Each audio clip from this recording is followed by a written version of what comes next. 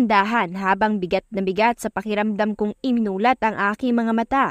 Nang bigla na lamang ay naalimpungatan ako sa kung anong ingay ang aking narinig. Iyon pala ay tunog ng aking alarm clock na isinet ko para magising ng maaga. Saktong 4:00 ng madaling araw nang makita ko ang oras at tila ako ay antok na antok pa rin. Bahagya akong napahikab sa kasabi sa aking sarili na 1 oras pa lang akong iidlip dahil maaga pa naman. Kaya muli kong isinet ang aking alarm clock ng 5:00 at isa pang 5:30 ng umaga upang masigurong magigising talaga ako kung sakali mang hindi ko na malaya ng unang pagtunog nito. Gayunpaman, sadya nga yata akong nahimbing ng labis kung kaya't sa aking pangalawang paggising ay gano'n na lamang ang aking pagkataranta nang makitang 6:00 na pala ng umaga. Anak ng, late na ako! Napasigaw na lang ako habang nakasabunot sa buhok at dali-daling nag-ayos ng sarili ko. Bitbit ang isang maleta ay para akong isang rumaragasang bus sa bilis ng paglalakad ko patungo sa opisina. Batid kong ako na lamang ang hinihintay ng aking mga kasamahan upang makaalis papuntang Boracay. Doon kasi nakadestino ngayon ang aming business trip bilang parte ng ginagawang proyekto ng pinagtatrabahuan kong kumpanya. Bilang mga manunulat ay may mga bagay na dapat naming isaalang-alang, kabilang ang magandang lokasyon na maaaring gamitin sa kwentong aming isusulat at aktwal na karanasan at obserbasyon sa mga pangyayari sa kapaligiran at mga taong nasa ganoon ay makabuo kami ng makabuluhang kwento na tatangkilikin ng masa. Bernadette! For God's sake, why are you so late? Nakapamewang at galit na bungad sa akin ni Madam Tin na aming editor-in-chief. Pasensya na po, ma'am. Iyon na lamang ang aking naitugon sa sobrang hiya sa kanya at sa iba pa naming mga kasama. Bilisan mo na at baka malik pa tayo ng tuluyan sa flight. Malilintikan talaga tayo lahat kay boss. Anito, saka kami sumakay sa van papuntang airport. Ay, kahit kailan talaga ang espiritu ng higaan. Lagi akong pinapahamak. Bulong ko sa aking isipan. Ikalawang araw namin dito sa Boracay at tila ayaw pa rin gumana ng utak ko. Paano ako makakagawa ng kakaibang nobela na maipapasa ko para sa movie adaptation kung lutang naman ang isip ko? Sinampal-sampal ko nga ang aking muka upang maikondisyon ng sarili. Ganun na lamang ang pagkagulat ko nang makitang nasa harap ko na pala si Ma'am Tin. Kamusta ang gawa mo? Tanong niya sa akin. Okay naman po. Isisend ko na lang po sa email niyo ang chapter 1 pag natapos ko po. Nanginginig niyang tugon. Ha? Ibig mong sabihin na hindi ka pa nangangalahati? Ni isang kabanata ka pang nagawa? Nakapamewang na naman niyang tanong sa akin nang may paglaki pa ng mga mata. Pasensya na, ma'am. Medyo masama po kasi ang pakiramdam ko nitong mga nagdaang araw eh. Pero promise po, within this week ay magpapasa po ako ng buong story. Yumuko na lang ako habang nagsasalita. Dahil sa totoo lang ay nahihiya na ako sa kanya. Just make sure you take action to your words, ha? Or else, hindi ka na makakaabot sa ranking. Siguraduhin mo rin na unique at impressive ang piece mo. Para naman magustuhan ng CEO. Malay mo, kwento mo na ang susunod na isasalin sa palabas. Alam kong alam mo bakit ko kayo pinupush. Tandaan mo palagi na para rin sa'yo yan. Take your time there. I'll be somewhere. Be waiting for your update so don't forget and don't be late. Nakataas ang kilay niyang sinabi sa akin at tinapik ang balikat ko saka umalis. Medyo nabuhayan naman ako sa mga sinabi niyang yun. Kahit na may pagka-strict si Madam ay marunong naman siyang umunawa at naroon ang concern niya sa amin. Kahit madalas ay sobrang pressured kami sa reaksyon niya, lalo na sa mga ekspresyon ng mata at kilay niya. Nasa kwarto na ako nang maisipan kong ituloy ang isinusulat ko kanina sa aking diary, subalit hindi ko ito mahagilap. Naalala kong dala ko nga pala yun kanina papunta sa may tabing dagat. Magdadalawang minuto na akong naghahanap sa may tabing dagat pero sa may cottage ko ito nakita. Hindi naman ako nagpunta roon kanina. Naisip ko na baka may nakapulot at nagbagandang loob na lamang na itabi ito sa kung saan na hindi maaabot ng tubig dagat at hindi mabasa. Nagpapasalamat naman ako sa kagandahang loob ng kung sino mang taong iyon. Pagbalik ko sa kwarto ay inabutan na ako ng katamaran sa pagsusulat at agad akong naakit ng kama. hanggang sa tuluyan na ako nitong hatakin pahiga at saka nakaidlip. Eksaktong 4:00 ng madaling araw. Nagising ako sa tunog ng alarm clock ko. Magsusulat nga pala ako ng aking nobela. Pero bago yun ay itutuloy ko muna sana ang pagsusulat ng mga nangyari sa akin o mga nagdaang araw sa aking diary para na rin ma-activate ko ang aking utak at maumpisahan na rin ang aking nobela. Wait, what? Bakit parang hindi ko sulat kamay to? Nagtatakang tanong ko sa sarili na mapagtantong tila ibang diary ang hawak-hawak ko. What the? Iba tong napulot ko! Nagpapanik kong bulyaw sa loob ng silid ko. Sabay karipas ng takbo papunta sa tabing dagat upang doon hanapin ito. Napapakamot na lang ako sa aking ulo dahil hindi ko naman talaga ito makita. Halos 1 oras ko na yata yung hinahanap. Naluluha ako habang binabaybay ang daan pabalik sa aking silid. Maliban sa mahalaga para sa akin ang diary kong iyon dahil doon nakasulat lahat ng masasaya, malulungkot at mahahalagang bagay sa buhay ko, ay mas kinakabahan ako na may ibang makabasa sa mga kabaliwang pinagsusulat ko doon. Posibleng inanod ng alon sa kung saan yun dahil tumaas na ang dagat na di ko na rin nakikita. Baka yun talaga ang nakatadhana. Baka merong bagong pangyayari sa buhay ko at yun ang bagong kabanata. Hayaan mo na, Meredith. Ang mahalaga ay nakatatak na sa puso ko ang mga nakasulat doon. Sabi ko na lamang sa aking sarili upang mapawi ang aking lungkot. Sa pagkabagot ko ay napagpasyahan kong basahin na lamang ang napulot kong kahawig na kahawig ng aking diary.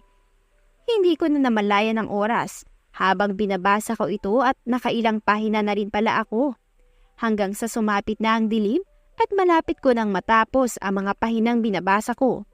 Eksaktong natapos ko na ang pagbabasa na 1 oras bago ang meeting ng team namin kasama si Ma'am Tin. Kaya naman sapat na oras na yon para makapaghanda ako. Labis akong namangha sa kabuuan ng aking mga nabasa na hanggang sa meeting namin ay hindi ako makamove on. Halos perpekto kasi ang buhay ng pangunahing tauhan na may palayaw na tupi. Base dun sa mga nakasulat ay lumaki ngang mayaman itong binatang lalaki. Pero walang mag-aakalang ganun na lang kahambol ang taong yun. Bawat detalye sa kwento ay tila ba parang sa mga palabas o nobela lang nagkakatotoo. Lalo na kung lalaki ang tauhan. Hindi ko tuloy maiwasan na humanga kay tupi na tauhan sa kwentong nabasa ko at ang may-ari ng diary na yon. Hindi ko namalayan na pinagtitinginan na pala ako ng mga kasamahan ko. Saang lupalop na naman nakarating yung utak mo, Mary? Tanong sa akin ng isa sa mga katrabaho ko. Ha? Iniisip ko lang yung kwento ko. May sinasabi ka ba kanina? Painosente kong tanong. Siya wala, pero ako meron. Sigaw sa akin ni Madam Tin habang nakataas ang isang kilay. Ano po yun, Madam? Asa na ang update ng story mo? May pinag-usapan tayo, di ba? Naalala mo pa ba? Sunod-sunod niyang tanong sa akin. Saglit akong nawindang na mapagtanto kong hindi pa ako tapos sa ipinangako ko sa kanya. Mabuti na lang at nagka-ideya ako sa idadagdag ko sa kwento mula doon sa nabasa kong kwento kanina lang. Agad ako napatayo kahit na walang kasiguraduhan. Baka dahil na rin sa excitement ay naisip kong konsepto. Madam! Malakas kong sambit sa editor-in-chief namin. Yes? Just give me the whole day to finish the story, Madam. I'll submit it to you right away. Please. Pakiusap niya na nangungusap sa mga mata. Are you sure you can? Yes, Madam. And I will make sure. Buong kumpiyansa kong tugon sa kanya. Nagpaalam na rin ako mauuna na sa kanila saka ako umalis. Papunta ako sa may cottage sa tabi ng dagat kung saan ko nakita at napulot ang diary na to. Maliban kasi sa dito ko iyon natagpuan ay baka mas effective ka ako ang pagdama ko ng mga moments sa mga ganap na nakasulat doon at sa mga isusulat ko sa aking kwento. Isa pa ay refreshing dito at nakaka-relax ng utak ang tunog ng mga alon. Ano kayang itsura niya? Pogi kaya siya? Ay, ano ba naman yung mga iniisip ko? Napakamot na nga lang ako sa ulo sa mga pinag-iisip ko. Kasi naman, napaka-ideal na tipo ng lalaki naman si Tupi. Kahit sino mang babae ay kikiligin sa ugali niya. Lalo pa siguro kung maganda ang physical appearance niya. Kinikilig ako sa sarili kong pantasya. Napapalingon tuloy sa akin ang mga nakakarinig sa bigla kong paghiyaw. Bigla akong nakaramdam ng hiya sa aking sarili sa kahibangan ko. Sa kalagitnaan ng pagsusulat ko at kasarapan ng pag-i-imagine sa karakter kong lalaki, ay tila parang nagkatotoo ang figura ng pagkatao nito. Tinanggal ko nga ang salamin ko at kinamot ang aking mga mata upang siguraduhin kung totoong tao ang aking nasa harapan o baka naman ay imahinasyon ko na naman. Ang pogi! Kinikilig kong sinabi sa pag-iisip na si Tupi ang nasa kaharapan ko. Miss, sambit ng lalaki. Ay, ha? Ako ba? Bakit? Lilingalinga pa ako sa kaliwat kanan para tingnan kung may iba siyang tinatawag. Saka ko lang napagtanto na totoo pala talaga siya. Nautal pa ako sa pagsagot at muntikan pa nga akong malaglag sa aking kinauupuan. I just want to ask kung palagi ka ba nag-i-stay sa mismong cottage na to? Hindi eh. Just now. Okay. Sorry for disturbing. But can I ask you something? Nagtatanong ka na nga eh. Ano ba naman yarn? Sabay hawi ko sa aking buhok. Pardon, please. Charot lang. Ano palang itatanong mo? Pabiro kong sagot sa kanya. Mabuti na lang at hindi niya narinig ang sinabi ko. Napatakip na lang ako ng bibig kong matabil. Have you seen anything here when you arrive? Like, a small notebook? Sorry pero wala eh. That's okay. Bigay ko na lang tong calling card ko in case na may nakita ka. Please do contact me. I'll treat you na lang. It's important kasi. Salamat ha. Di pa man nga ako nakakapagsalita ay umalis na siya. Na lang? I'll treat you na lang? Parang utang na loob ko pa kung sakaling ililibre niya ako. Oo ha? Napaihip na lang ako ng hibla ng buhok ko sabay tingin sa calling card na binigay niya. I-call mo ang mukha mo. Style mo bulok. Baka type mo lang ako eh. Ano yun? Ako pa kukontak sa'yo porkit gwapo ka? No way! Matigas kong sabi habang nakatitig sa binigay niyang calling card. Umalis na nga ako sa cottage at nasira na ang moment ko. Kasalanan ko bang hindi niya iniingatan ang gamit niya? Kaya ngayon ay hinahanap-hanap niya. Aray! Natisod ako. Pagkahakbang ko paakyat sa isang baitang papasok sa aking kwarto. Kinarama yata ako. At oo nga pala, isa nga rin pala akong burara sa gamit ko, kaya ako naiwala ang diary ko. Napapakamot na lang tuloy ako sa ulo ko na mapagtanto ko yun. Dito na ako kumain sa loob ng kwarto ko upang makapagsulat na rin. Biglang napukaw ng atensyon ko nang makita ang calling card na ibinigay sa akin ng lalaki kanina. Christopher Quijano? Parang pamilyar ang pangalan ah. Pero bakit parang na-curious ako bad trip nga ako dun. Ay, may tapon na nga lang to. Malabo naman na mahanap ko yung hinahanap niya. Saka, alangan namang hanapin ko rin no. Itinapon ko na lang ito at saka ko sinimulan ng pagsusulat. In fairness gwapo siya. Sambit ko sa isip-isip ko. Sa asar ko ay pinektusan ko ang sarili ko dahil sa malikot kong utak at dahil hindi ako makapag-focus sa pagsusulat kakaisip sa lalaki kanina. Rude but hot. Ang huling pahayag sa isip ko bago ko tuluyang sampali ng mukha ko para matauhan. Asar na asar akong pumipindot sa aking keyboard at pilit na nagko-concentrate sa pagsusulat. Inabot ako ng 4:00 ng madaling araw hanggang sa tuluyan ko nang natapos ang sinusulat ko. Nag-uumapaw ang kagalakan sa aking puso dahil sa wakas ay natapos ko na ng maayos at bukal sa puso ang bawat detalye ng aking kwento. Isinend ko na kay Madam T ng fan ng nobela ko at saka ako sumalpak sa aking kama. Ay, ang sarap ng kama ko. Sambit ko sa pagkahiga. Saka ko lang napagtanto na ang lambot pala ng kama at ang githawa nito sa likod dahil nabunutan na ako ng tinik. Kaninang umaga pa lang ay pinanghihinaan pa ako ng loob dahil pakiramdam ko ay magiging unproductive na naman ako. Napagbuntong hininga na lamang ako sa pag-iisip sa ideyang yun at sabay ako napahikab at nakatulog na rin ng di kalaunan. Ilang linggo na ang nakalipas Buhat nang kami ay makauwi galing sa business trip namin sa Boracay. Nakakapagod pero natutuwa naman ako sa naging karanasan ko doon. Kahit na nawalan ako ng isang mahalagang bagay para sa akin, mayroon namang pumalit na siyang maaaring magbigay ng swerte. Masaya kong pinagmamasdan ang aking sarili sa harap ng aking salamin. Suot ang dress na kahapon ko lang binili para sa okasyon ngayong araw. Sa araw na ito gaganapin ang pag-anunsyo ng top 10 na kwentong pumasok sa ranking at ang napili upang isalin sa palabas. Bagamat kinakabahan ako ay para bang kumpiyansa ako sa aking sarili na mapipili ang aking gawa sa kung anong dahilan. Trust the process, Meredith. Kung time mo na, time mo na. Kung hindi pa, may mas higit pa. Adya!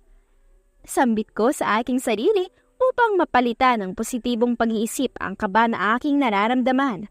Nagsimula na akong mag-ayos ng aking sarili para naman magmukhang presentable ako kung sakali mang isa ako sa mga mapipili at aakyat sa entablado.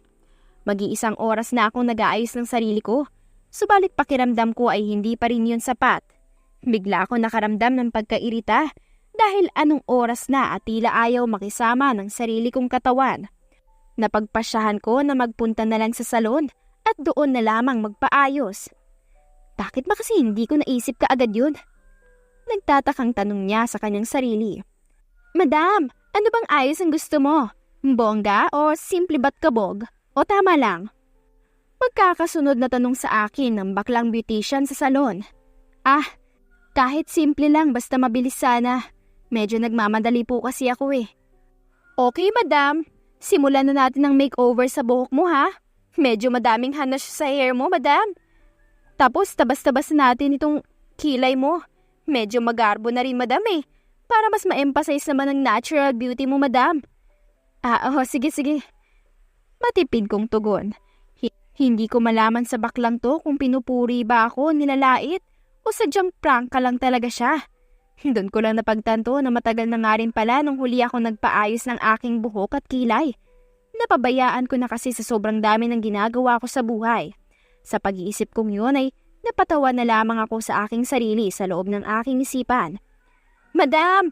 Palitan muna natin pansamantala ng contact lens ang salamin mo.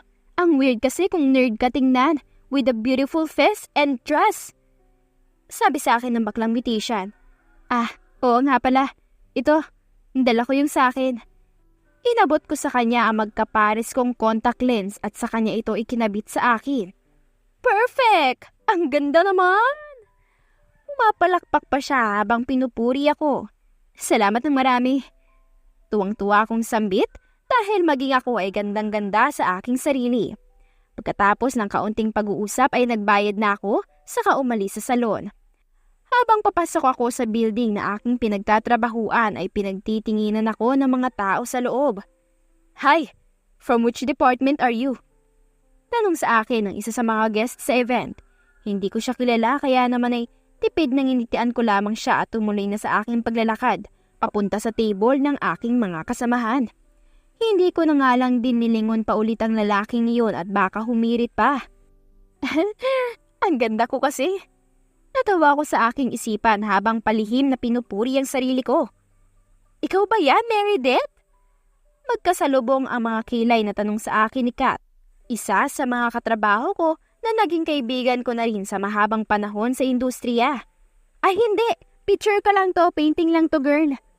Sarkastikong sagot ko sa kanya, saka kami sabay na nagtawa ng dalawa.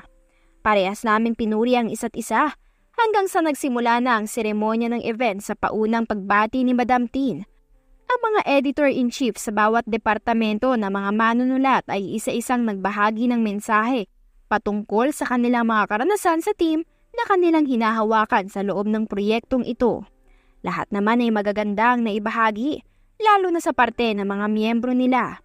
Bahagya akong naiyak sa mga sinabi ni Madam Tin dahil batid kong totoo ang kanyang mga binabahagi lalo na sa tungkol sa paghihirap niya bilang pinuno ng department namin. Ngunit naroon pa rin ang pagtsatsaga upang kami ay matulungan at walang sawang pagsuporta at pagtulong sa amin. Naalala ko yung mga panahon na kahit ako ay sumusuko na sa sarili kong kwento. Pero naroon pa rin siya para ipakita sa aking Maganda at may potensyal ang mga obrang gawa ko. Natutuwa ko at merong katulad niyang leader ang kumpanyang ito. Mas natutuwa ko dahil sa kanya ako napabilang. Nagpalakpakan ng lahat pagkatapos magsalita ng bawat isa sa kanila. Sumunod namang magsalita ang isa sa naging judge at nagsala sa aming mga gawang nobela. Matapos niya ring magbahagi ng maikling talumpati patungkol sa kasaysayan ng kumpanya sa panitikan ng pagsusulat at mga nakaraang proseso ng pagsasala ng mga nobela na isinalin sa palabas at nagkamit ng malaking ratings sa kasangkatauhan, ay ipinakilala na niya ang CEO ng aming kumpanya. Please join me in extending a warm welcome to the company's young, admirable, and excellent CEO, Mr. Christopher Quijano. Ang lahat ay nagpalakpakan ng malakas at ako naman ay mabagal na pumalakpak habang pinagmamasdan ang figura ng matipunong lalaking umakyat sa entablado. Dahil sa pagkatulala ko sa kakaisip kung saan ko ba siya posibleng nakita ay naiwan akong mag-isa na lang na pumapalakpak. Kaya naman napatingin ang mga tao sa akin. Saka lamang ako natauhan sa kahihiyang iyon nang tapikin ako ni Kat na siya namang ikinalaki ng aking mga mata sa pagkagulat. Parang gusto ko na lang lamunin ng lupa sa mga sandaling iyon. Anyari sa'yo, girl? Kalabit ni Kat sabay tanong sa akin. Parang nakita ko na siya somewhere. Saka ko lamang naalala na siya pala yung minsang nagtanong sa akin noon sa Boracay patungkol sa nawala niyang gamit at naiwan na calling card. Siya yung may pagkabosi pero hot. Boss ko siya. Napalingon si Kat sa akin sabay tanong muli. Kilala mo si Sir in person? I mean, nagkausap na kayo? Ha? Oo. Sa Boracay. Sagot ko, oo, malamang magkikita kayo kasi siya CEO natin at nandun siya noon. Lukarit ka talaga. Hinampas ako ni Kat sa balikat sabay kantsaw sa akin ng mga katagang yun. Natahimik na lang ako at muling napaisip ng malalim. Bakit nga ba hindi ko siya kilala na siya pala ang may-ari ng kumpanyang pinagtatrabahuan ko? Sabagay, baka nga kasi sobrang busy ako sa mga sinusulat ko at masyadong maraming tauhan ng kumpanya. Bibihira lang din kasi magpakita sa publiko ang boss namin. Bulong ko sa aking isipan habang kinukumbinsi ang sarili na may sapat naman akong dahilan upang hindi ko makilala ang sariling boss. Maya-maya pa nga ay nagsimula na silang tawagin ang mga kasali sa top 10. Nakakatuwa naman at 4 naman sa amin ang nakapasok. Subalit kinakabahan ako dahil hindi pa rin natatawag ang pangalan ko. Nasa 7 pangalan na ang natatawag pero wala pa rin ako. Sa paghihintay na sa susunod na tatawagin, ay nagulat ako nang makita akong nakatitig sa akin mula sa itaas si Sir Christopher. Nang magkasalubong ang aming mga mata, ay agad kong iniwas ang tingin ko sa kanya. May kung anong malikot sa loob ng aking tiyan at hindi mapakali dahil sa titig ni Sir. Top 9 na, pero wala pa rin ang akin. Pinanghinaan na ako ng loob dahil pakiramdam ko ay mukhang malabo para sa akin na maging top 1 at tanghaling panalo ang obrang gawa ko. Paalis na sana ako para magbanyo dahil mukhang malabo ang tadhana ko roon. Nang biglang banggitin ng host ang pamagat ng aking obra at maging ang pangalan ko. Agad na naghiyawan ang mga kasamahan ko sa team. Ang mukha ko naman sa sobrang pagkatuwa at pagka-excitement ay biglang umaliwalas katulad ng reaksyon ni Catriona Gray nang i-anunsyo siya bilang Miss Universe 2018. Sa pagkataranta ko ay tila nataranta rin ang takong ng kaliwang heels ko dahil nabali ito ilang segundo lamang nang tawagin ang pangalan ko. Ang naging ending ko tuloy iika-ika akong naglakad pakit ng entablado para tanggapin ang aking parangal. Isa-isa kong kinamayan ang malalaking tao na bumubuo sa kumpanya at isa na roon si Sir Christopher na pinakahuli kong kakamayan. Habang papalapit nga sa kanya ay palakas ng palakas ang tibok ng puso ko na lalo pang nadagdagan dahil sa mga tingin niya sa akin. Naaalala niya kaya ako? Tanong ko sa aking sarili. Congratulations, Meredith. Pagbati sa akin ni Sir Christopher. Saka ako nito kinamayan. Wala akong ibang naging reaksyon kung hindi ang pagkatulala sa kanya. Dahil ngayon ko pa lang siya nakita ng malapitan sa mukha at ang lalim ng boses nang bigkasin niya ang pangalan ko. Ni hindi ko na nagawang pasalamatan siya dahil na starstruck ako sa presensya niya kanina. Hindi ko lubos akalain na siya pala ang boss ko, gayong halos pagsungitan ko lamang siya noon sa Boracay. Mas lalong hindi ko akalain na ganun na lang kaganda ang mga ngiti niya. Lalo na ang mga titig niya na labis na nagpakabog sa dibdib ko. Huli na mapagtanto kong hindi ko siya napasalamatan dahil tuluyan na akong nakababa ng entablado. Mabuti na lang at hindi ako nagkamali ng tapak. Gayong ang isipan ko habang naglalakad ay nasa kay Christopher lamang. Yumuko na lang ako ng bahagya bilang pasasalamat nang isang beses pa niya akong nilingon. Hindi ko nga mawari kung saan nanggagaling ang kakaibang saya na nararamdaman ko nang initian niya akong muli. Pinagsisisihan ko tuloy kung bakit bahagyang pinagsungitan ko siya noon at napag-isipan pa ng masama. Natapos ang buong araw na mayroong labis na kagalakan ang nararamdaman ko dahil sa aking natamong parangal at marahil na rin siguro sa hindi ko may paliwanag na pakiramdam na dulot sa akin ni Sir Christopher. Pakiramdam ko ay lucky charm ko talaga yung napulot kong diary. Kung sino ka man tupi, sana makilala kita sa personal at mapasalamatan man lamang kita. Bulong ko sa aking sarili habang iniisip ang diary na napulot ko. Matutulog na sana ako nang biglang pumasok sa aking isipan na buklatin ulit ang diary na napulot ko. Nagbabakasakali ako na mayroong nakalagay na contact number o kahit anong impormasyon nito para makontak ko siya. Pero sa kasamaang palad ay wala. Nahiga na lang ako sa aking kama at inalala muli ang masasayang pangyayari kanina sa event. Sobrang saya ko dahil sa loob ng 3 taon ng pagsusulat ko sa kumpanya ay isang beses pa lang ako nakasabit sa top 10. Panghuli pa, pero ngayon ay ako naman ang una. Hindi ko na namalaya na nakatulog na pala ako. Kinabukasan, pagpasok ko ay agad na bumungad sa akin ang katrabaho at kaibigan kong si Kate. "Girl, pinapatawag ka ni Sir Chris sa office niya. Bilisan mo!" Hingal na sabi ni Kath. "Bumaba ka na para salubungin ako at sasabihin sa akin yan?" "Oo. Bakit hindi mo na ako tinawagan o tinext? Galing kasi ako sa office ni Sir. Naiwan ko sa table ko yung phone ko. Saktong nakita kita papasok na entrance kaya sinalubong na kita para dun ka na dumiretso." Ngiting-ngiti niyang tugon sa akin. "Sige, salamat sa effort mo ha. Dito na ako dadaan at mag-elevator na lang ako." "Sige, see you in the office later." Pagkatapos kong magpaalam ay akin ng tinahak ang daan papunta sa office ni Sir. Nasa harapan na ako ng opisina ni Sir pero hindi pa ako pumapasok dahil kinakabahan ako sa hindi ko rin naman malamang dahilan. Nang sa wakas ay nagkaroon na ako ng lakas ng loob ay kumatok na ako ng 3 beses sa pinto. "Yes, come in, please," sabi ng tao mula sa loob. Pagpasok ko ay nakita kong nakaupo si Sir Christopher sa ibabaw ng table niya na para bang alam na niya kung sino ang papasok at hinihintay niya roon. "Magandang araw, sir." Pagbati ko sa kanya. "Please, have a seat." Pag-alok naman niya sa akin. "I'll no longer beat around the bush. Can you tell me what inspired you to come up with that plot?" Seryosong tanong sa akin ni Sir Christopher. Saglit akong natigilan sa tanong niyang yon at nag-isip kaagad ng maidadahilan. Hindi ko naman maaaring sabihin na dahil yun sa napulot kong diary sa kung saan. Kaya naman gumawa na lamang ako ng alibay para makalusot sa tanong niya. Naisip ko lang po. Napansin ko po kasi na masyado ng common ng paraan ng ginagamit ng mga writers sa pagmimit ng mga bidang character nila.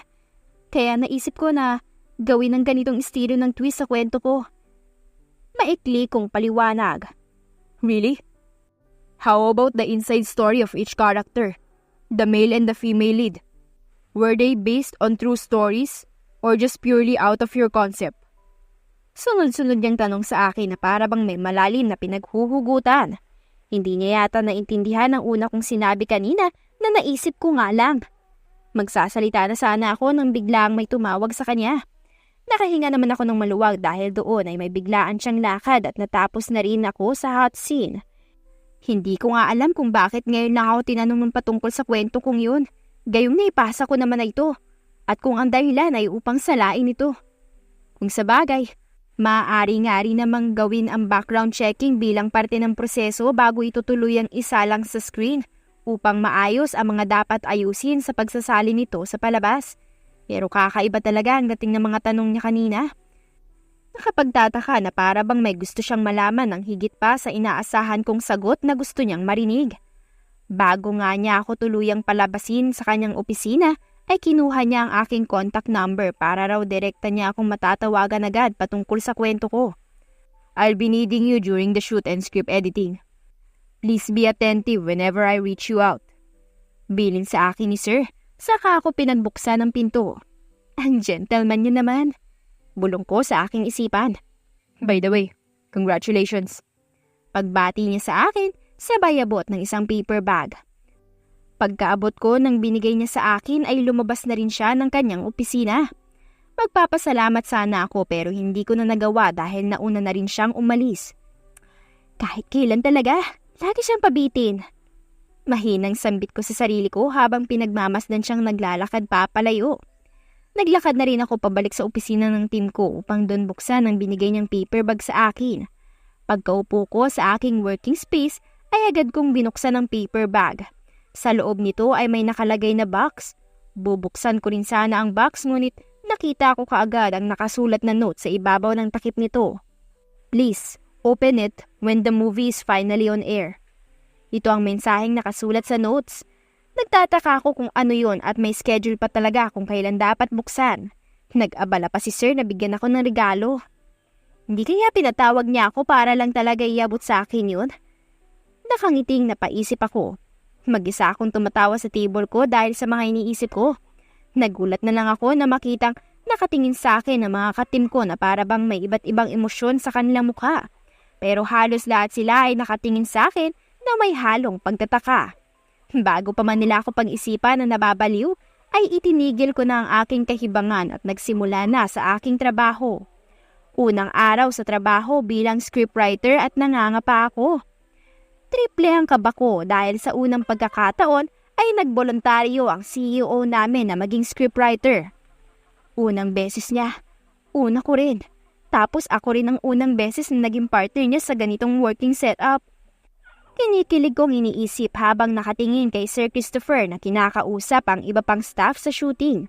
Natigilan ako nang bigla sa mga isip ko nang pagtanto kong hindi na normal ang mga kinikilos at iniisip ko pagdating kay Sir Christopher. Hindi kaya crush ko na siya? Ramdam ko ang biglaang pag-init ng mukha papunta sa tenga ko, lalo na nang madagdagan ng lumapit sa akin si Sir sabay hawak sa noo ko. You're so red. Are you sick? Shit, excuse me po. Madali kong sabi sabay kumaripas ng takbo palayo sa kanya. Tila may kung anong invisible wall akong nasapo na bigla ko namang ikinahilo. Hindi ko pala namalaya na sarado ang pinto dahil salamin ito at wala na akong sapat na oras para isipin ang bagay na yun. Ang gusto ko lang naman ay makaalis na doon pero nagmistula pa akong tanga sa mga nakakita sa akin na binunggo ko ang salaming pinto. Gusto ko na lang tuloy lamunin ng lupa sa kahihiyan. Nasa rooftop ako ngayon ang building namin at nagbumuni-muni. May isang oras pa naman bago magsimula ulit ang pagsusulat namin kaya magpapahangin na muna ako. Habang nilalasap ang simoy ng hangin at tinitingnan ng magandang tanawin, may kung sinong kumuha ng isang pares ng earphone sa aking tenga at nakikinig din sa pinakikinggan kong kanta. Nagulantang ako nang makita si Sir Christopher yun. Blankong nakatingin na lang ako sa kanya habang iniisip ang kahihiyan ko kanina. May kung anong malamig akong naramdaman na dumampi sa aking muka. Relax ka lang, namumula ka na naman tuloy. Ito, uminom ka muna. Inabot niya sa akin ang malamig na Coke bottle at saka ko ito ininom. Alam ko namang gwapo ko, pero di mo kailangan ipahalata na kinikilig ka. Biro niya sa akin sabay ngisi. Hindi na ako nakasagot dahil sininok na ako ng tuluyan. Ito ang dahilan kung bakit ako umalis kaagad kanina. Dahil alam kong ganito ang mangyayari kapag sobrang bilis ng tibok ng puso ko. Baka sa mukha ni Sir ang pagkabigla nang marinig niya akong sinisinok. Okay ka lang ba? Tanong niya na may pag-aalala. Medyo natuwa naman ako dahil pakiramdam ko ay concern siya sa akin. Dahil doon ay tumigil na ang pagsinok ko. Agad din naman ako napatigil sa pagngiti nang naliwanagan na ang aking isipan. Malabo ang iniisip kong may pakialam siya sa akin, lalo na ang magkagusto siya sa akin, dahil masyadong malayo ang level ko sa kanya. Kaya naman nagpaalam na ako pagkatapos magpasalamat sa binigay niyang inumin at para na rin sa mysterious gift niya noon. Narinig kong tinawag niya pa ako pero hindi ko na siya nilingon. Baka lalo lang ako mag-assume ng mga bagay-bagay at lalo lang akong mabigo kaya iniwan ko na lang din siya doon. Kaya niya nang bumaba mag-isa. Nakaakit nga siya mag-isa eh. Saka, sino bang may sabing puntahan niya ako doon? Sabi ko sa isip-isip ko nang nakabusangot. Dumaan ang ilang linggo na tinatapos namin ang script na gagamitin ng mga gaganap sa kwento. Ilang araw na ring puyat ako dahil halos ginagabi kami palagi para tapusin ang trabaho. Ilang araw na lang at sisimulan na ang pag-shoot ng ilang mga eksena. Tuwing naiisip ko yon ay napapawi ang aking pagod dahil nakikita ko ang naging bunga ng aking paghihirap. 6:00 na ng gabi at isa-isa nang umuwi ang iba naming kasamahan hanggang sa kami na lang ni Sir ang naiwan sa gilid. Hindi ko masabi sa kanya na tapos na ako sa parte ko dahil mukhang seryoso siya sa kanyang ginagawa at ayaw ko siyang abalahin. Hihintayin ko na lang siyang matapos o kaya'y maunang magsalita at saka ako magpapaalam na aalis na. Kaso lang ay biglang tumunog ang aking tiyan. Saka ko lang naalala na hindi pa pala ako kumakain simula umaga dahil sa sobrang busy, maliban sa pizza na minerienda namin kanina. Come on, get up. Let's have a dinner first. Pag-aya ni Sir sa akin sabay tayo. Hindi na ako umimik pa at sumunod na lang. Nasa isang mamahaling kainan kami at tila nakakapanglula ang halaga ng mga pagkain. Parang gusto ko na lang tuloy magtubig. Don't worry, I was the one who brought you here. Kaya sagot ko na. Nahalata siguro ni Sir na nag-aalinlangan akong umorder dahil ang tagal kong nakatitig sa menu. Shoot, takils bakla ka. Bakit pa kasi dito ako dinala? Pantuhog-tuhog lang ang kaya ko. Ito na lang nasambit ko sa aking sarili. Habang nasa gitna kami ng pagkain ay maraming tinatanong sa akin si Sir. Halos lahat ay patungkol sa buhay ko. Hindi ko malaman kung bakit parang interesado siyang malaman ng mga bagay-bagay tungkol sa akin. Gayong taruan lang naman niya ako. Maliban doon ay mas ipinagtataka ko kung bakit tila meron siyang nais na iparating sa tuwing itatanong niya ang patungkol sa nobela. Nakikita ko sa mga mata niya na natutuwa siya sa tuwing pinag-uusapan ang love story ni Tupper at Mariana, mga bidang karakter sa ginawa kong kwento. Don't get me wrong but it still amazed me thinking how similar my name and yours are to your main characters in the story. Nakangising sabi ni Sir na muntik ko nang ikinasamid. Tupper and Christopher, saka Mariana and Meredith. I mean, you know what I mean. Dagdag pa niya. Dahil sa mga sinabi niya, ay tuluyan na akong nasamid at walang tigil sa pag-ubo ko dahil sa may nakabarang pagkain sa aking lalamunan. Shootang gala, dami kasing paandar eh. Napamura na lang ako sa aking isip. Nang mapansin niyang hindi na okay ang nangyayari sa akin, ay kagad niya akong pinatayo upang gawin ang helmet maneuver sa akin. Nakahinga ako sa wakas nang matanggal na ang bara sa aking lalamunan. Sa inis ko ay nahampas ko sa balikat si Sir. Ikaw kasi! Pati ako ay nagulat sa ginawa ko. Dala siguro ng pagkataranta ko sa pag-iisip na muntik na akong mamatay. Pansin kong napatulala siya habang nakatingin sa akin. Saka ko lang napagtanto na magkalapit pala ang mga mukha namin. Sorry. Salamat. Utal-utal kong sabi sa kanya dahil nakokonsensya ako at nahiya sa bigla kong paghampas at pagsisi sa kanya, saka ako naunang umupo ulit. Nagulat ako nang tumawa siya ng malakas mula sa aking likuran sabay kurot sa aking kaliwang pisngi, saka bumalik sa kanyang kinauupuan. Sa isip-isip ko ay gumaganti siya sa akin o di kaya naman ay nakukitan siya. Batid ko namang cute ako, kaya hindi na bago kung yun naman ang dahilan ng pagkurot niya. Sa pagmuni-muni ko, ay napahawak ako sa pisngi ko habang pinapapak ang paa ng manok. Medyo napalakas ang pagkurot ni Sir kaya hinihimas ko ito upang maibsa ng sakit. My bad. Sorry. I couldn't help it. But you're even cuter seeing you like that. Ramdam ko na naman ang pag-akyat ng init sa mukha ko nang sabihin ni Sir yun. Pakiramdam ko'y magmumukha na naman akong hinog na kamatis kaya nagpaalam muna akong pupunta sa banyo. Pagkarating ko sa banyo ay nagtititili ako. Kinikilig ako sa mga sinasabi ni Sir. Isa pang hirit no, crush na talaga kita Sir. Pinagtitinginan ako ng dalawang babaeng kasabay ko sa banyo. Tumigil naman ako sa aking ginagawa dahil nakaramdam ako ng biglang pagkahiya. Inayos ko muna ng bahagya ang aking sarili bago bumalik ulit sa lamesa. Hinatid ako ni Sir pauwi dahil ginabi na rin kami sa pagtapos ng script sa 5 huling chapter ng nobela. Papababa na sana ako ng sasakyan pagkatapos kong magpaalam pero bigla niyang hinawakan ng kamay ko. "Wait, I have something to give you." Sabay abot sa akin ng 2 ticket para sa sinehan. "Para saan po to, sir?" "I'm not gonna ask you to come with me on that date anymore. Just go with me." Hinawakan niya ang aking pisngi na kinurot niya kanina saka ito banayad na hinimas. "Does it still hurt?" Tanong niya sa akin. Sa hindi ko rin malaman na dahilan ay bigla akong napa-oo, kaya naman ginawa niya ang isang bagay na labis kong ikinagulat. Hinalikan niya ang pisngi ko at sabay na humingi ng paumanhin sa nangyari kanina sa dinner. Hindi ko na malaya na nasa harap na pala ako ng kondo ko dahil tulala ako habang naglalakad. Naguguluhan ang isip ko kung ano ba ang tunay na nararamdaman ni Sir para sa akin upang gawin yun. Napakalapo naman na magustuhan niya ang isang katulad ko. Kakaisip ko sa nangyari at sa kanya ay hindi ko makatulog ng maayos. Pagpasok ko ay puyat na puyat ako dahil 3 oras lamang ang naging tulog ko dulot ng sobrang pag-iisip magdamag. Kaya naman hindi ako makapagtrabaho ng maayos. Dagdag pa rito ay ang pagkailang ko dahil katabi ko si Sir habang nagsusulat ng script. Hanggang sa nag-lunchtime ay tahimik lamang kaming parehas na nagtatrabaho. Inihinto muna namin ang ginagawa upang kumain at sabay na rin kaming nananghalian. Tatayo na sana ako para sumama sa iba kong katrabaho para sabay kumain at para na rin makalayo kay Sir pero sabi niya ay sabay na daw kaming kumain dahil may pag-uusapan din kami patungkol sa trabaho. Tatanggi sana ako subalit isinantabi ko na ang pag-a-assume ng isip ko at pinaalala sa aking sarili na may responsibilidad ako sa aking trabaho. Lalo pat ako ang may gawa ng kwentong tinatrabaho namin ngayon.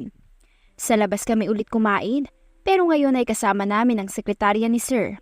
Natapos na akong kumain pero sila ay abala pa sa kanilang pinag-uusapan. Hinintay ko siyang matapos sa pagkain at sabihin sa akin ang mahalagang pag-uusapan namin.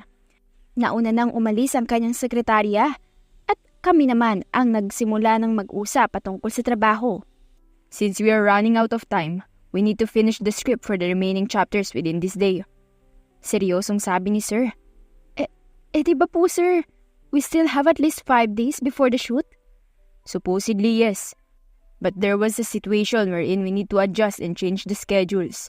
On Friday, we'll be starting to review our scripts and that would be tomorrow. On the following day, we'll have the reading of the cast. And then Monday will be the first day of the shoots. Okay, Sir. So, overtime po ang team natin mamaya?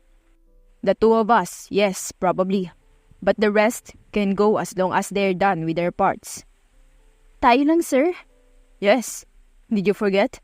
Tayong dalawang naka-in-charge sa script, di ba? Napatamo na lamang ako. Sa isip-isip ko ay bahagya akong nalungkot.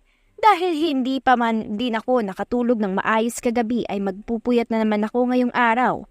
Ano nga ba ang magagawa ko? Tauhan lang ako na kailangang sumunod kay Sir na amo ko. Nasa sasakyan na kami ni Sir pabalik sa opisina pero nagtataka ako kung bakit ang daan na binabaybay namin ay papunta sa tinitirahan ko. "Sir, saan po tayo pupunta?" Tanong ko sa kanya. "Your place. Get some stuff ready for tomorrow because you're staying with me tonight." Napahawak ako bigla sa katawan ko upang takpan ito. Aba, pasmado ang bunganga nito ah. Oo na, crush na kita pero... Bulong ko sa aking isipan. Pero natigilan ako sa isipan dahil sa sunod nitong sinabi. "I don't know what exactly you're thinking, but it's not what it is." Sabay sabi niya at saka ngumisin ang nakakapando ko. "Alam nga namang magstay tayo magdamag sa office, di ba? Although, pwede naman, but you would find it comfortable there kung gugustuhin mong umidlip ng sandali. Me either." Dagdag niya. Oo nga naman pala. Masyado ko na yatang binibigyan ng mali siya ang lahat. Nakakahiya tuloy kay Sir. Napag-iisipan ko ng kung ano-ano. Nasa loob na ako ng unit ko nang marinig kong may kumakatok. Ilang segundo lang na pagkapasok ko. Pagbukas ko ay si Sir pala. "So rude of you to leave me outside." Sabi ni Sir na parang may pagtatampo. Malay ko bang susunod ka? Sa isip-isip ko. Ay, sorry po sir. Sumunod po pala kayo. Pasok ka sir. Pilit kong mabait na sinabi. Nag-aayos ako ng iilang gamit hanggang bukas na dadalhin papunta sa bahay ni sir. Habang nagliligpit ako ay napansin kong palakad-lakad si sir sa loob na parang iniimbestigahan ang bahay ko. Mabuti na lamang at malinis ako sa bahay. Ilang minuto pa ay natapos na ako mag-impake. Paglabas ko ng kwarto ay nakita ko si sir na nakaupo sa sala. Nakalimutan ko nga palang alokin siya ng kahit maiinuman lamang. Kaya dumiretso ako sa kusina upang ikuha siya ng juice. Pagbalik ko sa sala upang ibigay ang isang basong juice, ay aksidente kong nailaglag nang makita kong hawak niya ang napulot kong diary noon at kanya na itong binabasa. Parehas kaming nagulat sa pagbagsak ng baso sa sahig. Agad siyang lumapit para pulutin ang bubog, habang ako ay tarantang kinuha ang diary sa mesa.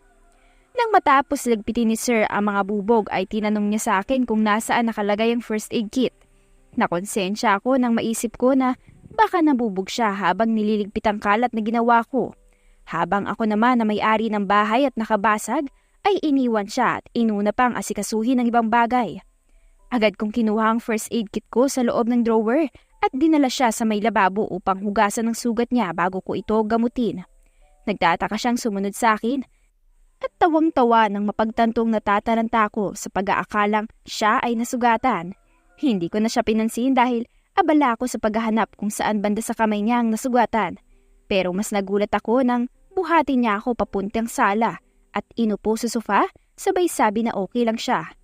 Maupo ka, akin na ang kaliwang paa mo. Utos niya sa akin. Kahit na hindi pa ako sigurado sa mga nangyayari ay ibinigay ko na lamang ang aking kaliwang paa. Doon ko nakita na may sugat pala ako sa aking binti. Hindi mo ba naramdaman na nasugatan ka? Sa bagay, strong ka nga pala. May pag-aalala niyang sabi, saka ginamot ang aking sugat.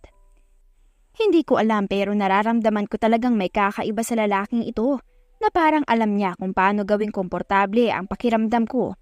Pagkatapos niya akong gamutin ay binigyan niya ako ng tubig para mahimasmasan sa aking pagkataranta kanina. Naiya ako dahil parang ako pa ang naging bisita sa pag-aasikaso niya sa akin. Pagpunta ko sa aking silid para kunin ang mga gamit ko, ay nagulat ako nang biglang tanungin ni Sir ang patungkol sa nakita niyang diary kanina. Seems like I know where you get your inspiration writing your story. It's obvious that you don't own it. Is it from someone you know? A close friend?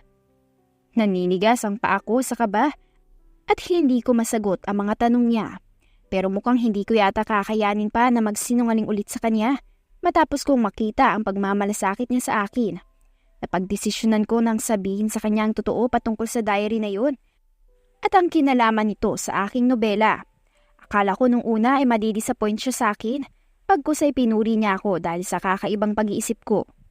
Lumuwag ang aking pakiramdam ngayong alam na niya ang totoo at naiintindihan niya ang aking panig. Sinigurado niya rin sa akin na tanging kami lang ang makakaalam tungkol sa bagay na yun at wala siyang ibang pagsasabihan. Nasa biyahe na kami pabalik sa opisina nang bigla niyang natanong sa akin kung may balak ba akong isauli ang bagay na yun sa totoong may-ari at kung sasabihin ko ang totoo na ginamit ko ang ibang bahagi ng kwento doon sa kwentong aking ginawa. Bigla akong natigilan sa mga tanong niyang yun. Don't worry about it. That thing being in your possession right now has a reason. I'm sure na maiintindihan niya if ever he knows. If I were him, I'd be grateful to have my story told in a way that a lot of people would also be inspired. Nakangiti niyang sabi sa akin habang hawak ang kamay ko. Muli ko na namang naramdaman ang pagkakomportable sa kanya. Tumingin ako sa bintana ng sasakyan upang ikubli ang mga naluluha kong mga mata. Sa buong buhay ko ay ngayon ko lang naranasan ang ganitong pakiramdam. Ang magkaroon ng taong buong puso akong mauunawaan at pakikinggan bago husgahan. At higit sa lahat, ang pakiramdam na hindi ako nag-iisa at meron akong kakampi. Kahit anong pagtago ko sa aking umiiyak na mukha, ay ramdam kong batid ni Sir ang pag-iyak ko dahil mas hinigpitan niya ang paghawak sa kamay ko kaya naman ginantihan ko rin ang hawak ang kamay ni Sir ng mahigpit. Saktong 6:00 na ng gabi ay umalis na kami ni Sir patungo sa bahay niya. Sabi niya ay doon na raw kami kumain at ipagluluto niya ako. Nagulat ako nang ang pinuntahan namin ay isang condo unit, gayong akala ko ay sa bahay niya kami mag-i-stay. Dito ka Sir nakatira? Tanong ko sa kanya. Not really. Pero dito ako nag-stay most of the times. Especially when I want to be alone. Sa bahay kasi I live with my dad and mom. Especially my lola na medyo may pagkamasungit dala ng nagiging ulyanin na. Makes sense. Maikli kong sagot na ikinatawa na lamang ni Sir. Habang pinagmamasdan ko si Sir na nagluluto, ay hindi ko maiwasang mamangha sa ang kanyang pisikal na katangian. Idagdag pa ang magandang pag-uugali niya bilang lalaki at lalo na bilang tao na marunong makisama at makihalubilo sa kanyang mga tauhan. Hindi ko tuloy maiwasang malungkot nang maisip ko ang ideyang baka may girlfriend na ito. Nang ihain niya sa mesa ang mga pagkain niluto niya, ay di ko alam kung saan at paano sisimulan ng pagkain dahil mukhang nakakapanghinayang sirain ang magandang pagkakaayos ng mga ito. Wala kang dapat ipag-alala. Walang laso niya na tularing gayuma. Pabirong sabi ni Sir. Nako Sir, nangihinayang na ako sa ganda ng disenyo na masira. Saka isa pa, hindi mo naman kailangan gayumahin kung sakali. Matagal na ako nahulog sa'yo. Parehas kaming dalawa na natigilan at sabay na napatingin sa isa't isa. Tahimik at medyo awkward kami na kumakain dahil sa nangyari. Di ko tuloy alam ang mukhang ihaharap sa kanya. Parang gusto ko na lang umuwi dahil sa kahihiyan. Nagpresenta na akong ako na ang maghuhugas ng pinagkainan namin. Noong una ay tumanggi siya dahil nakakahiya raw pero nagpumilit naman ako upang makabawi man lang sa pag-aasikaso niya sa akin dahil sa wala siyang tigil sa pag-aasikaso. Sa huli ay wala na tuloy siyang nagawa. Pasado 2:00 na ng madaling araw ay natapos na namin sa wakas ang paggawa ng script. Tuwang-tuwa kami parehas ni Sir dahil mas maaga pa kaysa sa inaasahan naming oras na tapos ang aming trabaho. Dahil sa parehas kaming hindi pa inaantok ay nag-aya si Sir na manood muna kami ng paborito niyang Korean movie at pumayag naman ako habang hinihintay kong tuluyan akong bisitahin ang antok ko. Pagkatapos ng palabas ay naiyak ako dahil yung buhay ng bata sa kwento ay halos katulad ng sa akin. Ngunit mas naiyak ako sa katotohanang hanggang sa ngayon ay hindi ko pa rin natututunang palayain ang sarili ko sa malungkot kong nakaraan. At dahil doon ay lumapit si Sir sa akin at sa kanya ako niyakap na lalo pang nagpahagulhol sa akin. Nang tumahan na ako ay binigyan ako ni Sir ng 1 basong tubig at 3 piraso ng hopya. Kumain ka ng hopya. Yan ang kinakain ko simula nung bata pa ako sa tuwing down ako. Pakiramdam ko kasi napapawi nito ang lungkot ko sa tuwing kumakain ako. Maybe because of the word hope is in there. Hope? Hopya? Sabay ng pag-arte niya na parang bata. Tawang-tawa naman ako sa ginawa niyang yun. By the way, you can just call me Tupe. Sabi ni Sir na siya namang ikinabigla ko. Nang mapansin niyang nagtataka ako ay nagsalita siyang muli. There you go again. Looking cute. Ganito kasi yun. From this moment on, I want you to call me just by my name. No need to be formal, unless we're at work. And since my name is Christopher, you can just cut it short and just call me Tupe. Since I know that you find comfort in that name. Or kung hindi ka man komportable na tawagin ako sa ganung pangalan, Christoph na lang. It would be okay for me. What do you think? Pero bakit, sir? I'm just your employee. Yes, you are. But that's when we're at work and you're on duty. But at times like this, I'm not your boss. I can be your friend if you'd let me. Wala akong masabi. Sobrang natutunaw ang puso ko sa sinseridad na ipinapakita niya. Sobra ko siyang naa-appreciate dahil siya pa ang unang taong nagpakita at nagpatunay sa akin na maaari rin ako magkaroon ng kaibigan. Niyakap ko siya at saka ako nagpasalamat. Gayunpaman, sa kabila ng saya na nararamdaman ko nang alukin niya ako ng pagkakaibigan, ay merong konting kurit din sa aking puso. Nang isipin kong hanggang doon lang kami.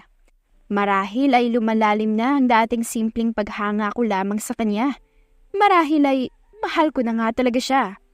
Nagising ako ng sinag ng araw mula sa bintana. Tatayo na sana ako pero nagulat ako nang may magsalita bigla mula sa kabilang panig ng aking kinahihigaan. Good morning, sunshine. Ay, anak ka ng nanay mo. Of course. Alam nga namang maging anak ako ng iba. Nagulat ba kita? Sir naman eh.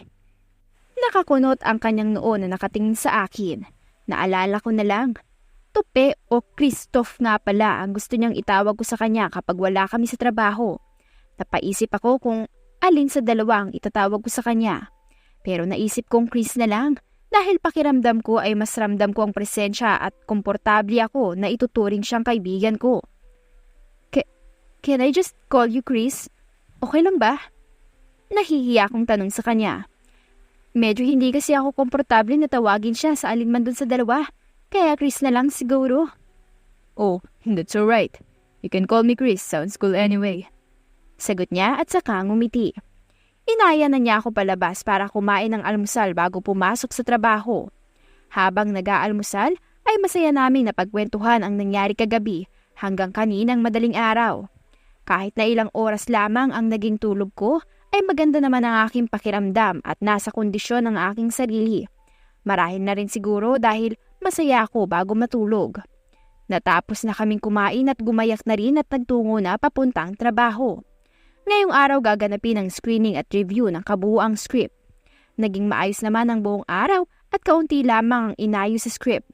Hanggang sa dumating na ang araw ng Sabado at matagumpay namang naisagawa ang reading.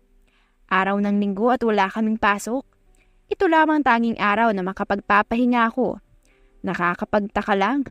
Dahil dati ay sabik na sabik akong sumapit ang Linggo upang makapagpahinga. Pero ngayon ay parang gusto ko pang pumasok.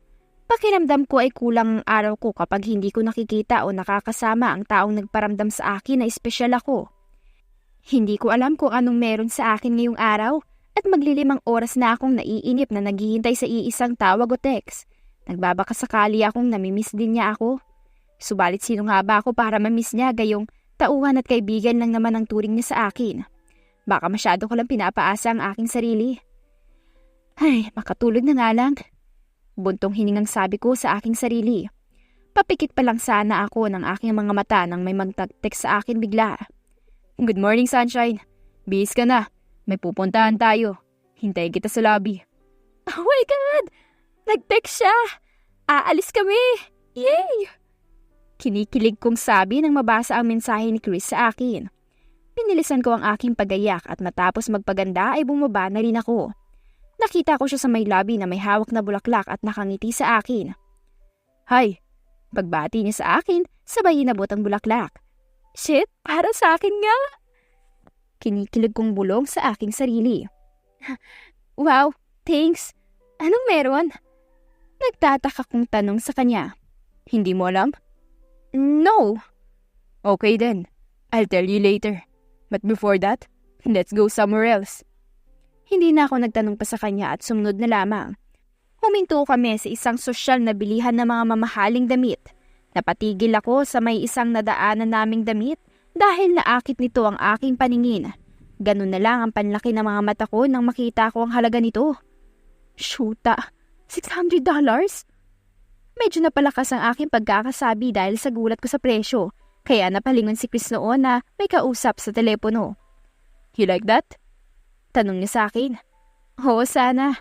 Pero design lang ang bet ko, hindi yung presyo. Grabe, isang buwan ko ng sahod yan ah. Hanggang ngayon ay nanlalaki pa rin ang mga mata ko at hindi makapaniwalang sa simpleng damit na yun ay ganun na pala ang halaga. Natawa si Chris sa reaction ko. Kaya naman inayos ko na ang ekspresyon ng mukha ko dahil masyado nang ginagawang obvious sa ibang tao sa store ang pagka-ignorante ko. Nakita ko siya na may kausap na sales lady na maya-maya lang din ay lumapit sa akin at inasis ako papuntang fitting room. Sabi ko ay hindi ko yun bibilihin at wala akong bibilihin dahil maliban sa mahal ang mga bilihin doon ay wala rin naman akong sapat na pera ngayong araw dahil naibigay ko na sa Home for the Aged Center ang kalahati ng kita ko sa loob ng isang buwan. Don't worry, it's on me. Kumpiyansang sabi ni Chris habang may sinisenya sa sales lady. Magsasalita pa sana ako, kaso dalawang sales lady na ang humatak sa akin papuntang fitting room. Wala na akong nagawa kung hindi isukat ang damit. Ayaw ko man kaso baka sabihin ng dalawang sales lady na pakipot pa ako. Paglabas ko ay nakaupo si Chris sa may sofa kaharap ng fitting room. Sobrang ganda ko ba? Nakatulala ka eh. Biro ko sa kanya dahil tila nakatulala siyang nakatingin sa akin ng 5 segundo na. Ha? Good. Bagay sa'yo. You look stunningly gorgeous. Ako naman ngayon ay natulala sa mga sinabi niya. Sa loob-loob ko ay sobra na naman ang kilig ko. Napansin kong kinikilig din ang dalawang sales lady sa gilid ko. Natawa na lang din ako sa mga reaksyon nila.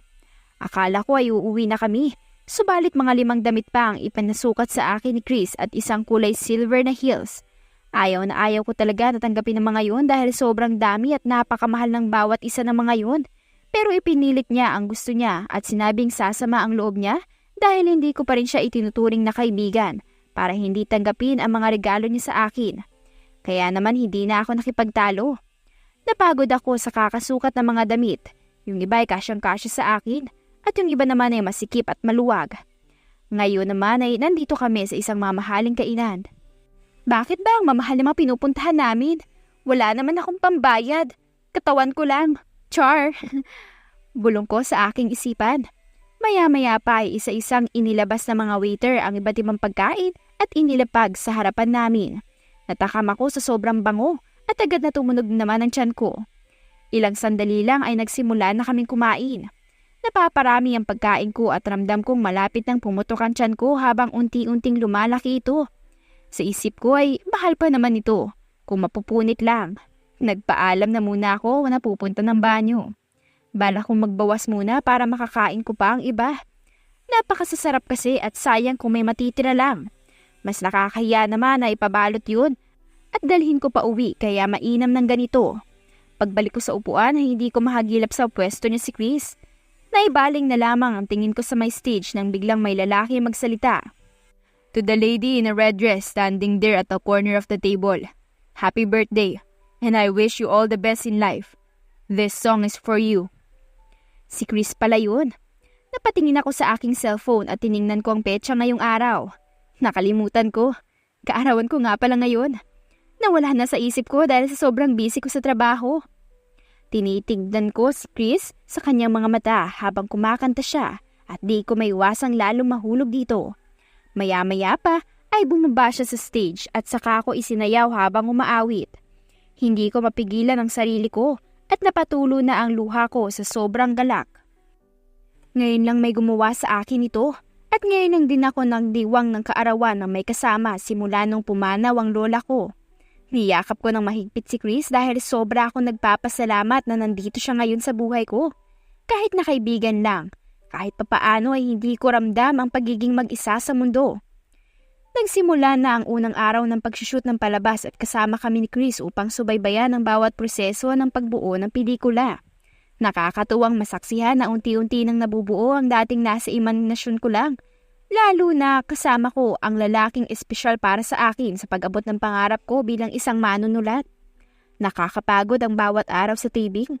Kahit na ang ginagawa lang namin ay ang gabayan ng mga aktor sa kanilang mga linya at manood hanggang sa matapos ang bawat eksena. Gayunpaman, hindi ako nagsasawa dahil inilaan ko ang puso ko sa nobelang ito. At dito ay malaya kong nakakasama si Chris. Meredith, kamusta naman kayo ni Christopher? Tanong sa akin ni Sir Jeff na siyang direktor ng palabas at first cousin ni Chris. Okay naman po kami, sir. Nakakapagpahinga naman po ng maayos. Sagot ko naman. I mean kayo, you two. How are the things working between the two of you? Muli niyang tanong na ikinalito ko naman. Hindi ko matukoy kung anong nais niyang iparating. Tinapik siya ni Chris at inaya palabas. Napaisip tuloy ako bigla kung meron bang bagay na hindi ko alam na dapat kong malaman. Ay Meredith, tama na nga ang kakaisip. Masyado pinag-overthink ang sarili mo. Simpleng tanong lang naman yun. Pagsaway ko sa aking isipan.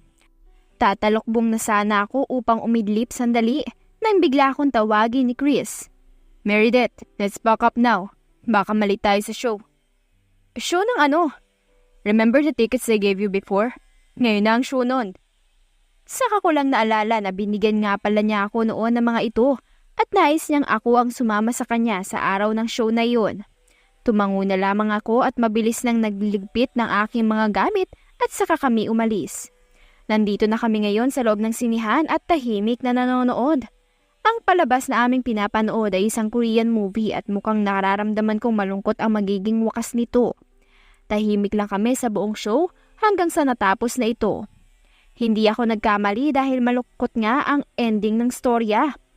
Ganun na lamang ang aking pag-iyak dahil sa awa sa bidang lalaki na naiwang mag-isa matapos pumanaw ang minamahal niya. Inabutan naman ako ni Chris ng panyo upang punasan ang aking mga luha. Bakit naman ito ang napili mong panoorin ha? Nakakayamot kong tanong sa kanya. Bakit? Hindi mo ba nagustuhan? Nagustuhan ko naman. Maganda ang istorya. Kaso lang, ang sakit ng ending. Ilang araw na naman ako mahihirapan dahil hindi makamag-get over sa palabas na to. Tinawanan lang niya ako sabay hawak sa pisngi ko. Ikaw talaga. Huwag ka mag-alala. Yung last na panonoorin natin ay di ka naiiyak. Hawak ka lang sa kamay ko. Sabay hinawakan niya ang aking kamay. Sunod na pinanood namin ay Korean movie pa rin, pero hindi ko inaasahang isa iyong horror. Shit! Ang katagang nasabi ko na lamang dahil sa kawalan ng pag-asa na makakanood pa ako ng palabas nang hindi kinakailangang kumabog ang puso ko. Maya-maya pa nga ay naghiyawan na ang iba sa gulat at takot. Napakalakas ba naman ng sound effects at nasa harapan pa kami.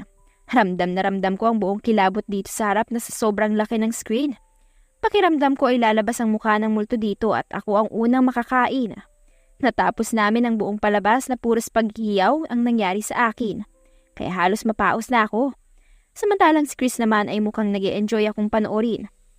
Kinurot ko nga siya dahil bentang-benta ang trip niyang mang-inis sa akin ngayon. Loko ka talaga. Di na ako sasama sa susunod. Kahit pilitin mo ako manood ng ganyan ulit, magka-unfrienda na basta hindi ko na uulitin yun.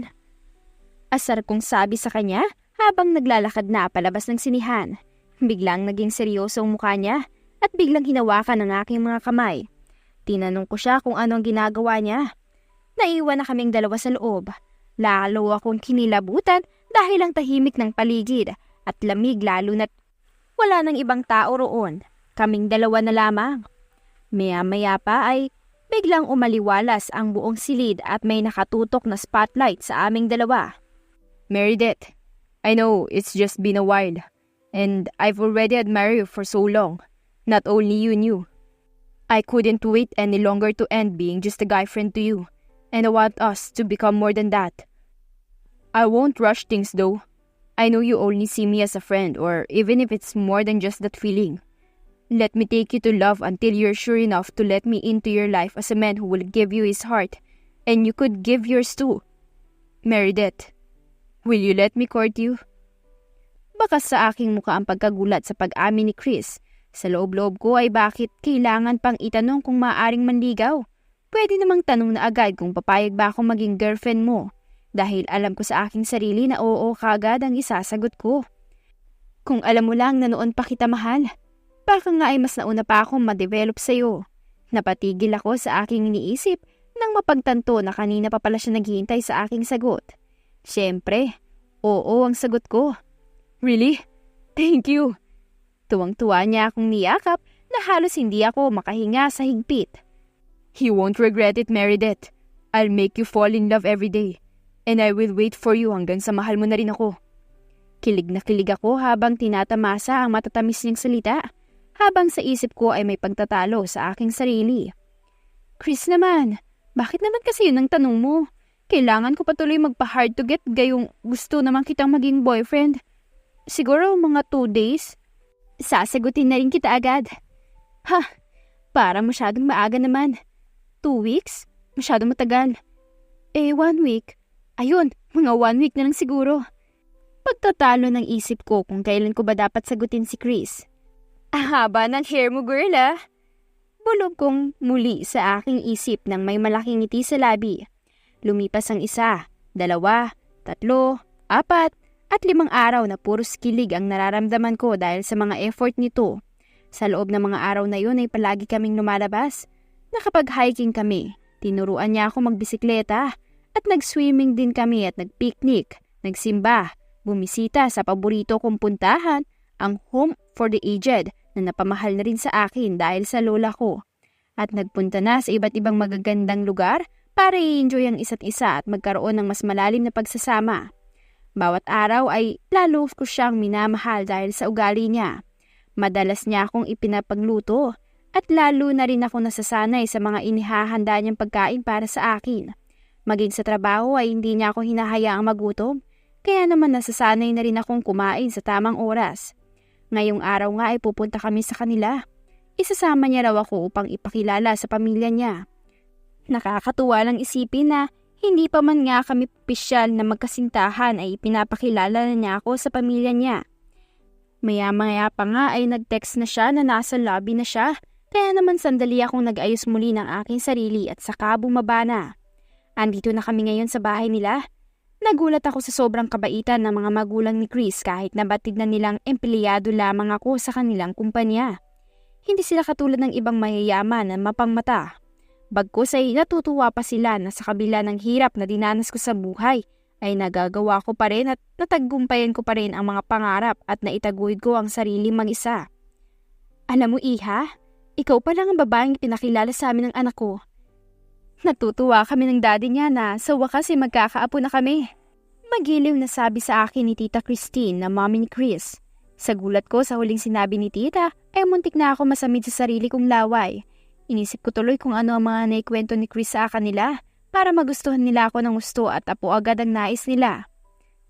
Nako, pagpasensyaan mo na ang tita mo at na-excite lang yan. Ito kasing si Christopher ay pihikan sa babae. Kaya tiwala kami sa iyo dahil tiwala rin ng anak namin na maayos ang pipiliing kabiyak niya. Pero wag mong madali ng sarili mo ha. Take your time, Iha. Dagdag naman ni Tito Jopper, yung daddy ni Chris. Okay lang po yun. Masaya kong sagot sa kanila. Habang nagkakwentuhan kami ay magiliw ko ring inaaliw ang lola ni Chris. Ang sabi nga ng mga magulang niya ay sa akin nang ito lumapit at nakipaglaro ng ganito. Simula nung mag-umpisa ng mangsumpong, dala ng kanyang pagkakaulyanin. Dahil lahat sila ay pinagsusungitan nito. Marahil siguro ay laki ako sa aking lola at nasanay na rin ako makihalubilo sa mga matatanda doon sa center.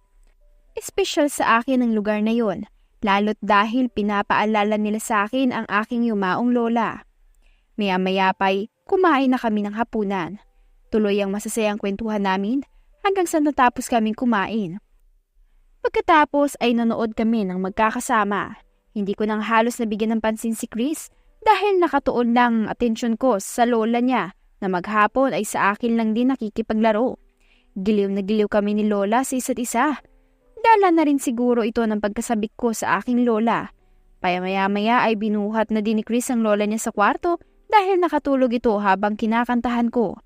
Nagpaalam na rin kami sa mga magulang niya dahil sabi ni Chris ay maaga pa kami bukas sa taping. Sabi ng mami niya ay bumalik ako ulit dito at nagbiro pa na dapat opisyal na kami sa araw na yon. Hawak ni Chris ang kamay ko buong biyahe hanggang sa makarating na kami sa lugar ko. Bago ako tuluyang bumaba ng sasakyan ay hinawakan ako sa magkabilang pisngi niya. Saka ko siya hinalikan sa labi. Sinasagot na kita. Hindi maikubli sa mukha ni Chris ang sobrang saya kaya hinalikan niya akong muli. Nagpaalam kami sa isa't isa ng pareho na may labis na kagalakan sa mga puso. Sobrang saya ko ngayong araw. Hindi ko alam na mararanasan ko rin palang bagay na ganito. Kung sakali mang kami ni Chris hanggang dulo, ay bonus na sa akin ang maging parte ng pamilya niya na buong puso akong tinatanggap. Maranasan ko rin na magkaroon ng isang pamilya. Lalo na kasama ang lola niya na napamahal na rin sa akin agad kahit kanina ko lang nakasama. Bago matulog ay nag-usap muna kami ni Chris sa telepono ng ilang oras. Ngayon ay malaya ko nang nasasabi sa kanya na mahal ko siya. Hanggang sa nagpaalam na kaming dalawa sa isa't isa upang matulog na. Lumipas ang 2 linggo ng maayos at malapit na rin matapos ang pag-shoot ng mga eksena sa palabas. Nauna ako ngayong araw kay Chris dahil sa shooting. May kailangan pa kasi akong ayusin. Hindi na ako nakapagpaalam sa kanya dahil ayaw ko muna siyang maabala sa tulog niya. At batid kong pagod siya nitong mga nagdaang araw dahil sa marami siyang inaasikaso sa kumpanya. Ngayong araw nga ang huling araw ng pagkuha ng ilang mga natitirang eksena ng palabas, kaya bala ang bawat isa sa kani-kanyang trabaho. Ilang saglit lang din ay dumating na si Chris na may dalang pagkain para sa amin at sa mga staff. Nagpaalam muna akong pupunta sa banyo dahil kaninang umaga pa sumasakit ang tiyan ko. Kaya naman lumabas na ako sa tent at dali-daling naglakad papunta doon. Papasok na sana ako nang marinig ko ang pinag-uusapan ni Chris at ng pinsan niya habang tinatali ko ang sintas ng aking sapatos sa labas ng tent. Narinig ko ang usapan ng dalawa at nagulat ako nang marinig kong tawagin ni Direk na tupi si Chris, kaya hindi muna ako pumasok at nakinig sa usapan nila. Narinig ko ang usapan tungkol sa diary na napulot ni Chris at yung kanya ay iyon palang napulot ko noon. Marami pang pag-uusap nila ang narinig ko na ikinagulat ko. At ang tanging maaalala ko lamang sa mga ito ay yung huling palitan nila ng salita ay patungkol sa pagtatapat ni Chris sa akin na siya si Tupe. So, when do you plan to tell her that you are Tupe? Tanong sa kanya ni Sir Jeff. Mas ikinagulat ko ang sunod kong narinig, pero halos bumagsak ako sa lupa nang marinig ko ang sinagot ni Chris. I am thinking of no longer telling her that, because I already made her fall in love with me as Christopher. Meron pa siyang ibang sinabi, pero hindi ko na naintindihan dahil naguguluhan na ang isip ko. Ang tanging huling naintindihan ko na lang ay ang nagtawanan sila. Pagkatapos noon ay tumakbo ko papalayo sa tent na kinaroroonan ni Chris. Natagpuan ko na lang ang sarili na umiiyak sa isang parke malapit sa isang taping area. Oh, this time, siya pala si Tupe. Alam niya na ang lahat simula pa lang nung una at pinagmukha niya akong tanga. Kaya pala ang weird ang mga tanong niya sa akin tungkol sa kwento ko. Dahil alam niya ang lahat. Pero nagkumwari siyang walang alam. At ano, hindi niya na binabalak na sabihin sa akin ang totoo dahil nagawa niya akong paibigin sa kanya. At para sa yung tawa nila. Ibig sabihin ba, nilalaro niya lang ang damdamin ko? Hindi niya ba ako tunay na mahal? Bakit? All this time, it was just a game for him? Sunod-sunod kong tanong sa sarili ko habang umiiyak sa sobrang sakit na natuklasan. Kinabukasan ay nagsumiti ako ng resignation letter. Kasama noon ang personal kong liham para kay Chris kung saan nakasulat ang mga hinanakit ko dahil sa ginawa niyang pangluloko at paglaro sa nararamdaman ko. Isinama ko na rin ang diary na napulot ko na sa kanya pala. Hindi ko lubusang maisip na ito pala ang kapalit ng masasayang naranasan ko sa piling niya. Hindi ko rin lubos maisip na ang Tupe na may magandang loob ay si Chris na nagawa ang bagay na ito sa kanya. Kinabukasan na umalis ako ng Maynila at pumunta ako ng Samar. Bago ko umalis ay pinutol ko na lahat ng connection ko sa kanya at sinira ang SIM card na gamit ko. Nag-deactivate na rin ako ng social media ko at gumawa ng panibago gamit ang ibang pangalan. Lumipas ang 5 buwan at patuloy lang ako sa nagsusulat gamit ang ibang pangalan bilang may akda. Halos lahat ng kwentong ginagawa ko ay malulungkot ang katapusan, pero sa kabila nito ay marami pa rin ang tumatangkilik. Mayroon nga akong isang mambabasa na makulit at palaging tinatanong kung bakit malulungkot ang ending ng hiling ko. Nung una ay hindi ko siya pinapansin, pero di kalaunan ay sinagot ko na ang mga komento niya sa aking page. Dahil naisip kong kung hindi dahil sa kanilang mga mambabasa ko ay hindi ako kikita ng pera na siyang pangsuporta ko sa pangangailangan ko sa araw-araw. Lalo na ang isang yun na number 1 reader at gift giver sa mga kwentong inilalabas ko. Isang linggo ang lumipas at may nagbabasa na naman ng aking bagong kwento na kinababaliwan ng marami ngayon.